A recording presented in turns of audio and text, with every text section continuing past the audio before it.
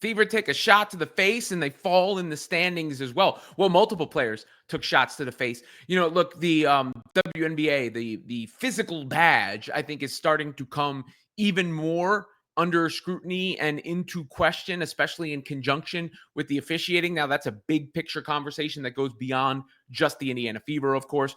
But given Caitlin Clark and the defense that she's dealt with and the overly physical play that's allowed on the perimeter, and then sometimes the overly physical play that is allowed to fester into more because the officials don't call the game consistently, that is league-wide, right? It is something that Kelsey Plum talked to me about at WNBA All-Star Weekend.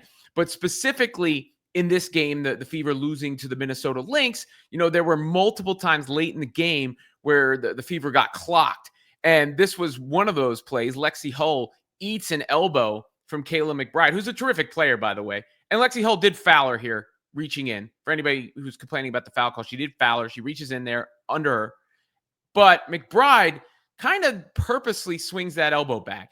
Sometimes when you're playing ball, you use the elbows to sort of protect the ball, but she knew what real estate Lexi's face was occupying, and she threw her elbow back anyway. So that, to me, is at least a flagrant one, if not worse than that. It's called a technical foul there. And that's part of the problem in the WNBA is these plays are then not legislated properly, right? And you see Lexi eats the elbow. Here it comes again. Bang. Hits the floor. I mean, even Aaliyah Boston's face tells the story there. And that was one of a few shots that the Fever took to the kisser in that game. Now, the Fever were never going to win this game against the Lynx. It's almost not worth trying to unpack too much. They're overmatched. Indiana's overmatched. I'm not saying the officiating cost them the game, but it's certainly going to be a talking point after the game as well, particularly when you've seen recent images in the WNBA, what happened to Lacan in the Sun game with the eye, and Iriafen had the welt on her head as well. And it's just a consistent theme that has gone on. But from a basketball standpoint, look, the Lynx getting Afisa Collier back, which already just, they were already so much better than Indiana on paper coming in here. You add Fee to the mix, who, of course, is able to do this. This is one of her patented moves, and it's just such a beautiful shot. She's got Lexi Hull, who's got no chance to keep Fee's size advantage from just getting to where she wants to get to, and her little baby shot there. She's a master at that. The Lynx, too much size for the Fever, too much talent for the Fever. I actually thought Indiana played hard. There were some nice plays. There was one really impressive play from Kelsey Mitchell that's just worth showing because of it put her speed on display. She is just so fast. Kelsey Mitchell, gone. Skirt. Through the deep. I mean, she's been tremendous all year long. I didn't think the Fever gave up in this game. I thought they played hard. But again, you got just so many players down. It's hard to make up that talent gap. And the other team knows what you're trying to do too, right? Like even if you're Stephanie White trying to force the ball to Aaliyah Boston, and Stephanie White said this before the game about getting AB more involved. That we've got to get AB touches, more touches. She's probably the one who's most affected by all the change that we've had, and we have to use her now as a secondary ball handler, and so we have to utilize her a little bit different than we've had to in the past, and we've got to find ways to get her touches early. We found it a little bit, and she found it in the fourth quarter, but it can't be the fourth quarter. We've got to have it going for 40 minutes. And they're trying. They tried early to establish her, but part of the thing is the other team knows what's coming, and the Fever just don't have enough personnel to beat you, to soften that defense. It's hard to throw it to AB on the block if she's getting doubled, and even on the perimeter, there's extra attention coming her way. You saw more and more, but as the game comes along, I think one thing AB can try to do is instead of dribble handoff, turn her shoulder and drive more.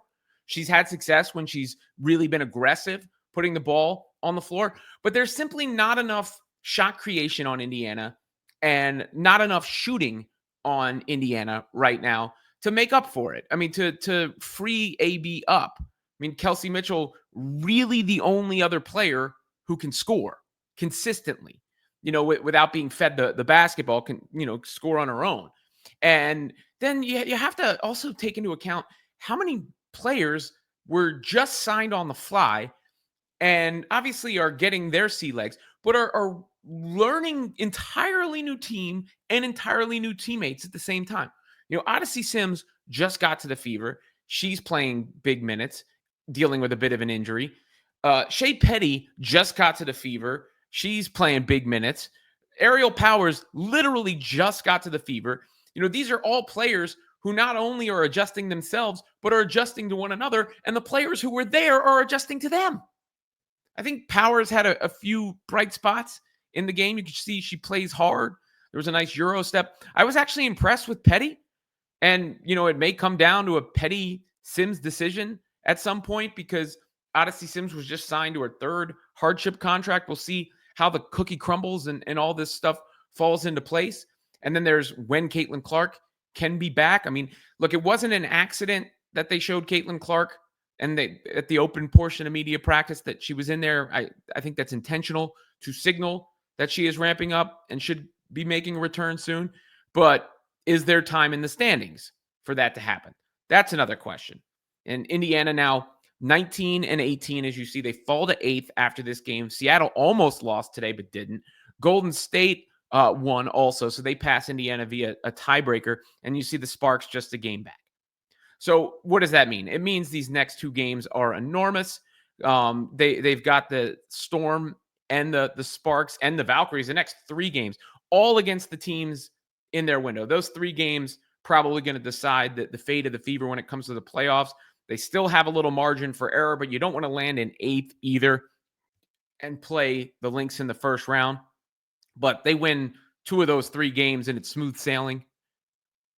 They don't, then you start to worry a little bit. The more games that they lose, obviously in a row, the more this turns into a tailspin and the more their hold on a playoff spot lessens. But, it's hard to panic too much after a loss to the Lynx that we saw coming. I never thought the Fever had a chance in hell in the game against the Lynx today. I thought they had an outside chance, a puncher's chance in the game on Friday because they had 4 days off and the Lynx were playing 3 games in 4 days in the second of a back-to-back on the road.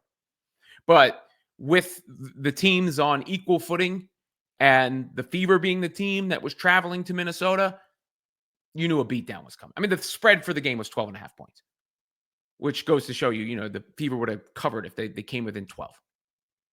Instead, it's going to come down to the wire. It's going to come down to the wire. Now, after those games I showed you, they also, they have Phoenix, Chicago, obviously should be a winnable game. Washington, a winnable game. Minnesota should be sitting everybody the rest of the season. 1, 2, 3, 4, 5, 6, 7. I still think 3 wins out of those 7 gets the Fever in. But every L makes that margin for error more and more slim.